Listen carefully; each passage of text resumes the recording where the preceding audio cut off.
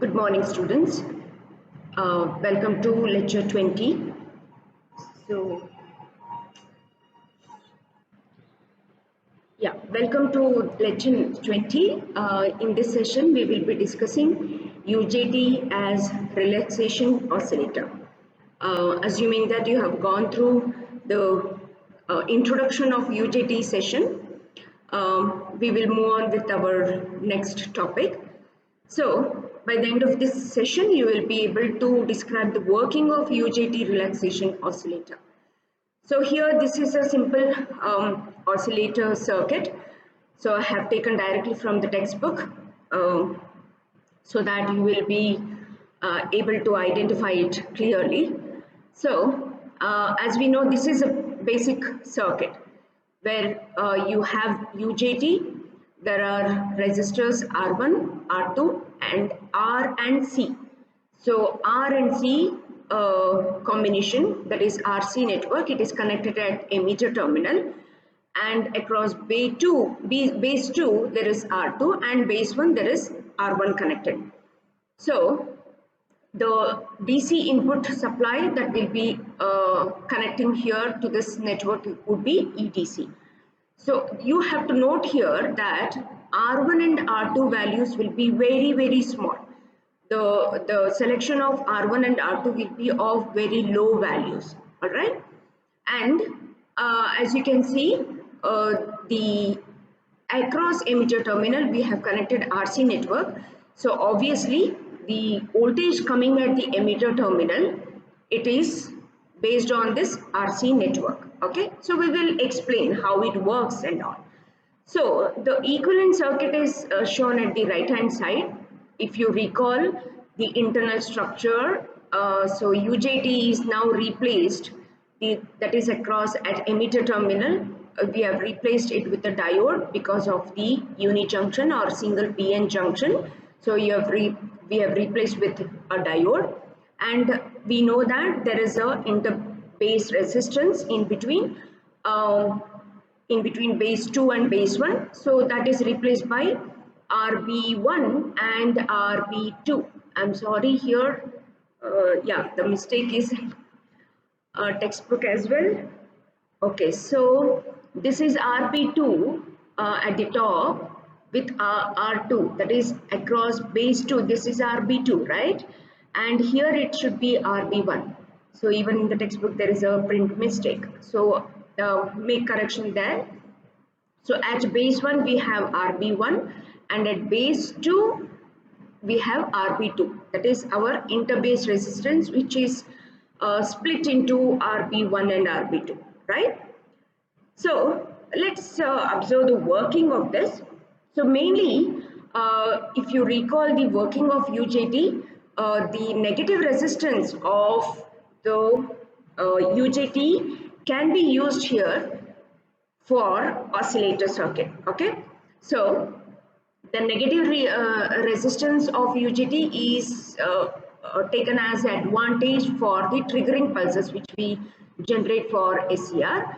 And as I mentioned, R1 and R2 should be very small, and the resistance R is the one which will decide the frequency or the time period of these oscillations, what we are expecting from this circuit.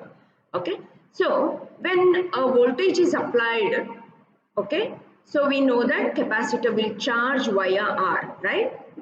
Capacitor will start charging via R resistance, and the charging of the capacitor, it is given by this VCO expression which you are familiar, EDC into 1 minus e to the power of minus t by RC. That means the time taken for the capacitor to charge, you know, it depends on the time constant RC, isn't it? So when the capacitor voltage VC, it reaches the peak voltage. When it reaches the peak voltage here, okay, that is when the diode will get forward biased and there is current flow happening here, right? So if you recall the working of UJT here, I'm not going to explain it here because you have to watch the video, previous video. When the voltage of capacitor, it reaches the peak voltage VP, then the diode will be forward biased, and there is a path, that is current flow here taking place. So what happens? When the voltage of the capacitor reaches, then as you can see here, emitter base 1 junction breaks down and UJT is turned on. So that is when the capacitor will start discharging via R1. Okay, so the oscillator circuit, what we are talking about here is generating pulses. Oscillator means it is where you get a repeated pulse, right? So the pulse what we are getting repeatedly at this point, say this is our output point, all right, R1. So where we will be getting the pulses. Let's observe how it happens, all right. So when you apply EDC, the voltage across capacitor, observe here the VC, it starts, the capacitor starts getting charged, yeah. So the charging time, it is depending on the RC time constant, tau, right? So once this voltage, it reaches VP, all right, once it reaches VP, which is a peak voltage required to turn on the diode and turn on the UJT, then what happens?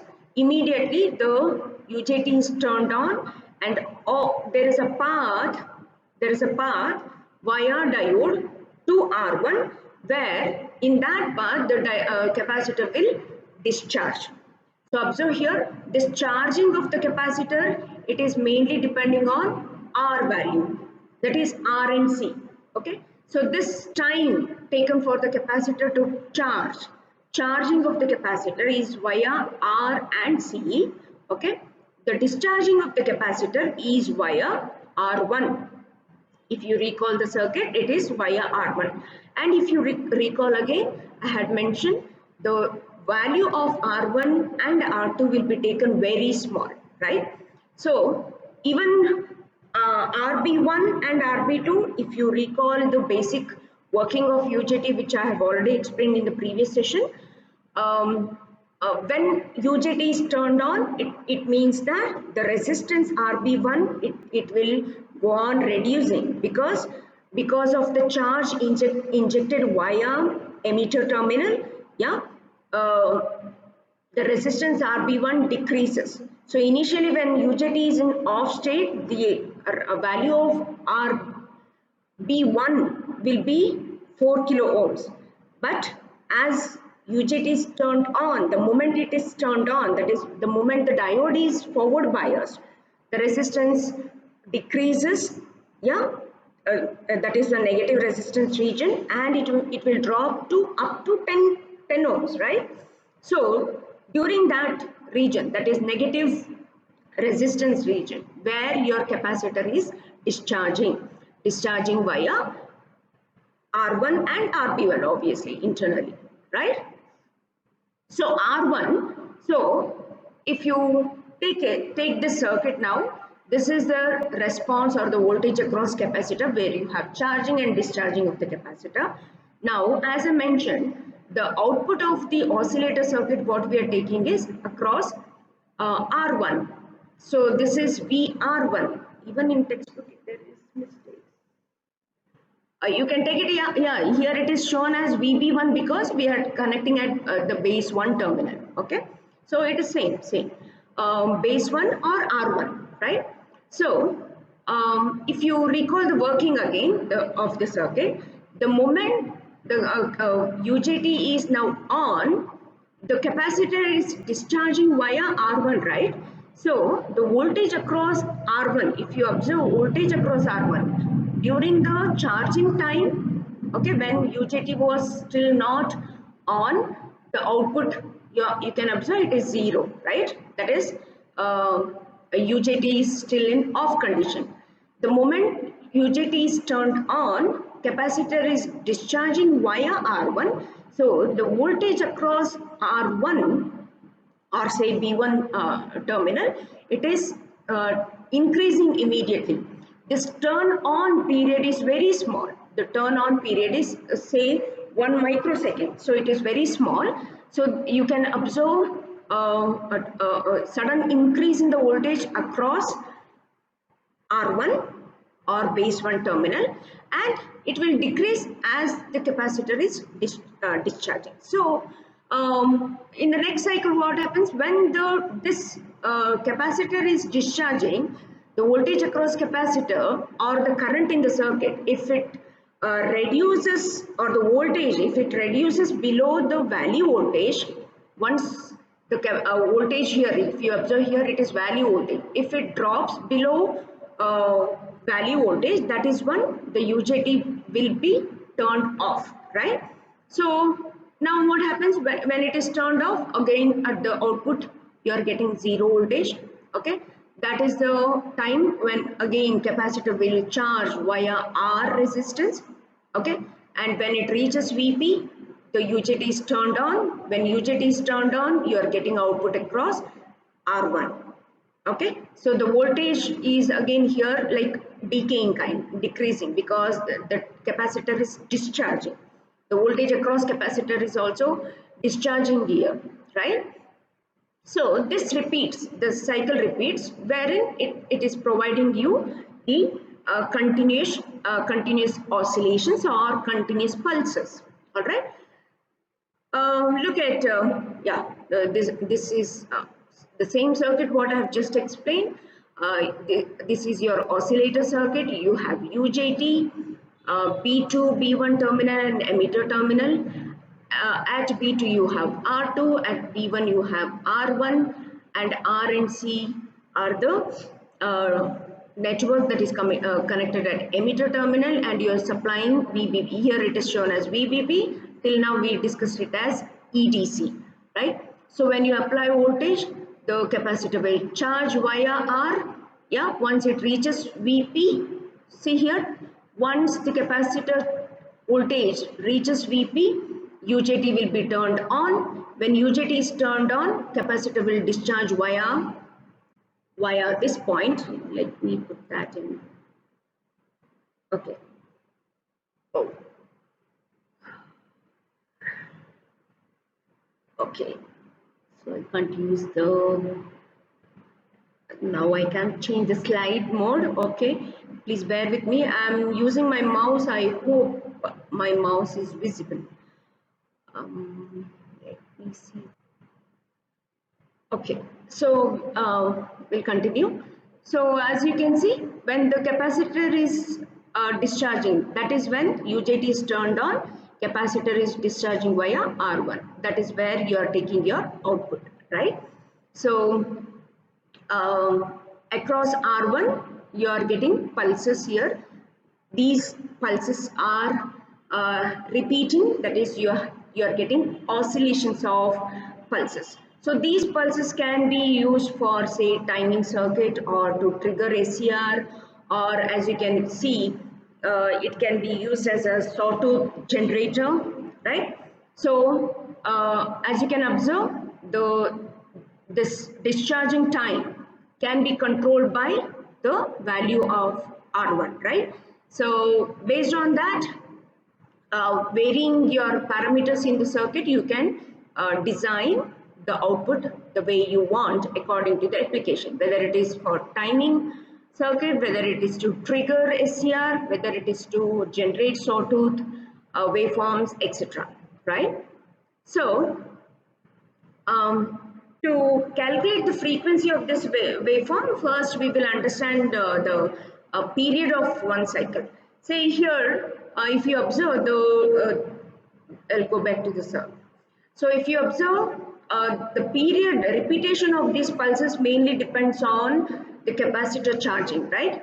Because the time for charging is taken, the time taken is more compared to the discharge time. So taking that the discharge time is very negligible, the time period can be assumed to be the time for charging. So based on that, if the length of if the charging time, if you take it as T1, okay, then the time period of these oscillations can be taken as T1 equals, okay, here t time period t equals to t1, where t2 is nothing but your discharge time. So the expression is given as RC into log of EDC by EDC minus VP, where you know this expression, EDC is our voltage what we are applying and VP is our peak voltage. So peak voltage, it is given by eta EDC plus the diode voltage, right? So substituting that and ignoring the drop across the diode, which is negligible, which is very small compared to the circuit and the voltage what you are applying, then you will get the time period of these oscillations equal to RC into log of 1 by 1 minus eta. Okay, so the frequency of this oscillator circuit can be expressed, that is in terms of F, where it is the reciprocal of what we just now had, that is 1 by RC, that is ln 1 by 1 minus eta, where eta is your intrinsic standoff ratio and ln stands for your natural logarithm, right? So that is about this circuit, okay? And okay, so as you can recall, I had just mentioned the charging of the capacitor is the one which will be deciding the frequency of these oscillations, right? And the frequency mainly it depends on the charging time, right? Which is based on tau, that is RC. So based on that, the R value has to be selected like this. R maximum should be EDC minus VP by IP, and R minimum, that is the minimum value of R, should be EDC minus VV, that is value voltage, by value current. So what happens here is, see, if R value is larger than R max, what happens? The capacitor reaches charges and it will never reach VP. If you recall waveform, let us go back to the waveform here. Yeah, no, this one. So if the R value is quite large, say it is more than R max, all right? So the charging of the capacitor will take slow process where it will never reach VP, okay? So we know that only when the voltage across capacitor reaches VP, that is when UJT will be turned on, right? So if the voltage is not reaching VP at all, that means UJT will never get turned on. Okay, that is the limitation. So UJT will always remain in off condition if R value is more. Okay, what happens if R value is lesser than, smaller than R minimum? If the R value chosen is lesser than R minimum, what happens? The charging of capacitor will be fast. It may reach VP. It may reach VP faster, but the current, we'll go to this circuit here. Yeah, the current here coming up via R, that is, say we'll call it as IV. It will be more, right? So once it has triggered UJT on, but the current coming via R will be more, wherein it will never drop below IV. Okay, so that's why UJT will never get turned off. So it will be always in on condition. I hope you are able to understand. Let me repeat. The oscillations of this UJT, okay, the output what we are getting at UJT, it mainly depends on RC. We know about that. It depends on the time constant tau, and the main control is via R, right? The value of R. So if R value is more, okay, then the time required for the voltage across capacitor to reach VP will be more, but it means that it may never reach VP, so it may never turn on the UJT if R value is more. If R value is less, then say UJT may be turned on, But in order to turn off, if you recall, I had explained in the previous session, in order to turn off UJT, the valley current or the valley voltage or the current should be below the value, right? It can be VV or IV. So if R value is less, the current coming here will be more than IV, valley current. So UJT will continue to remain in on state. It will never get off.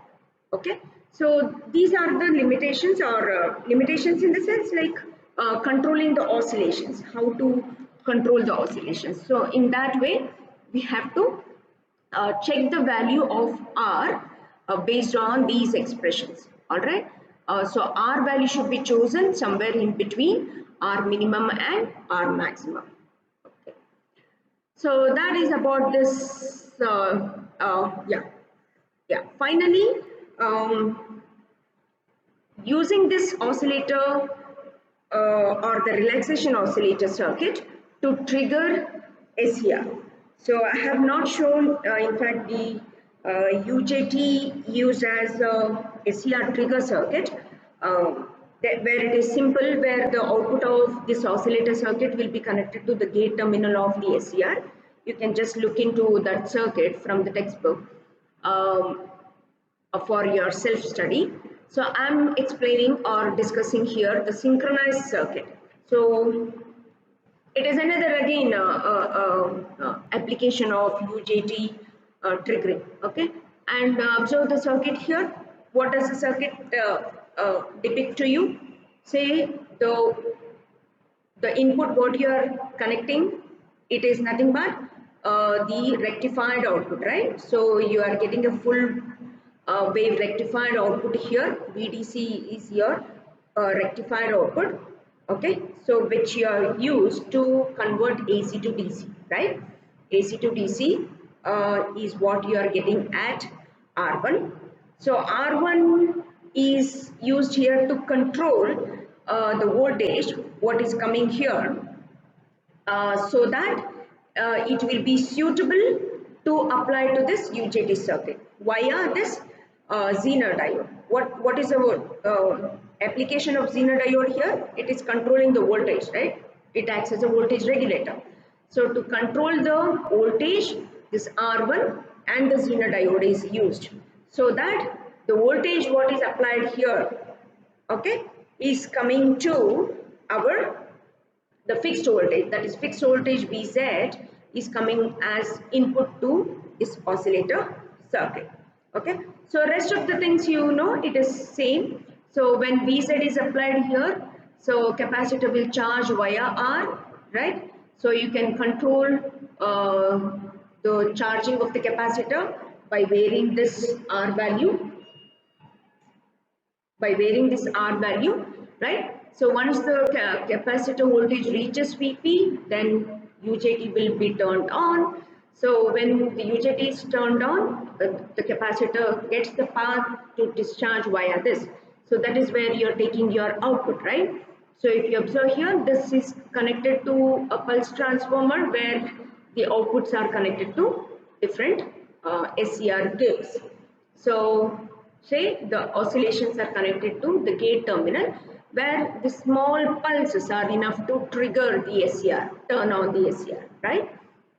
So that's one of the applications, that is synchronized UJT triggering. I hope you are able to relate that, the working of UJT and its application. So please go through. If you have any queries, please feel to get back. And please go through all the example problems discussed in the textbook. All right. See you in the next session.